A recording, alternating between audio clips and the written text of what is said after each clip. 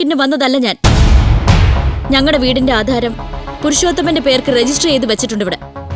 അത് തിരിച്ചു വാങ്ങാൻ വന്നതാ. അയാൾക്ക് കൊടുക്കാനുള്ള കാശായത്. ബോസില്ല. ഇല്ലാന്ന് വെച്ചാ ജീവിച്ചിരിപ്പില്ലേ? ഇതങ്ങനെ എളുപ്പത്തിൽ തീർന്നു പോകുന്ന കേസല്ല ബായിന്റെ മോളെ.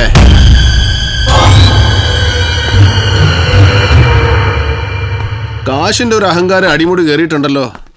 എവിടെ നൊപ്പിച്ചു കാന്തിത്തല? പൈസ പൈസ അത് എവിടുന്നായാലും നിങ്ങൾക്ക് എന്താ?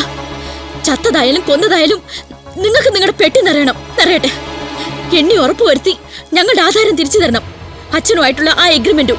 എടി പെണ്ണെ, നിങ്ങൾ 2 ഐറ്റംസ് കുറെ കാശ് കൊണ്ടുവന്ന് എന്റെ മുമ്പിൽ തള്ളിയിട്ട് ഞങ്ങളുടെ തന്തയുടെ എല്ലാ അറേഞ്ച്മെന്റും ഇങ്ങോട്ട് എടുത്തോന്ന് ഇംഗ്ലീഷിൽ കാച്ചത് കേട്ട് ഞാൻ എന്തെങ്കിലുമൊക്കെ ചെയ്താ ഏതൊക്കെ പോലീസ് സ്റ്റേഷനിൽ കയറണം, ഏതൊക്കെ കോടതിയിൽ കയറണമെന്ന് ആര് കണ്ടു?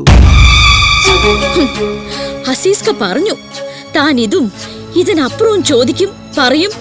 തരപ്പെട്ടാൽ ആ വീടും സ്ഥലവും തിരിച്ചു തരാതിരിക്കാനും നോക്കൂന്ന്. അപ്പൊ ആ നട കയറി. ഇനി തന്തക്കും മക്കൾക്കും വലിയ അധ്വാനമില്ലാതെ സുഖമായിട്ട് ജീവിക്കാം. കുടുംബം നോക്കാനും കൂട്ടുകിടക്കാനും ഒരു ആൺതുണയായല്ലോ. എന്താ പറഞ്ഞത്? ഈ ചെയ്തതൊക്കെ പോരാഞ്ഞിട്ട് തോന്നിയാസം പറയുന്നോ? എന്താ ഈ കുട്ടി കാണിക്കണേ? കൈവിട്.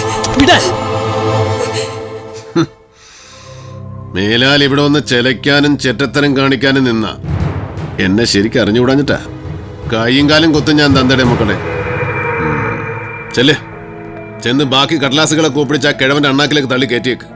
നമുക്കിതിന്റെ ആവശ്യമൊന്നുമില്ല. എനിക്കിതിലൊരു സത്യമുണ്ട്. അതുകൊണ്ടാ. തന്നെയല്ല, ഈ വക ഐറ്റംസ് ഒന്നും ഈ പേരും പറഞ്ഞ് ഇനി ഇവിടെ കയറി നിരങ്ങരുത്.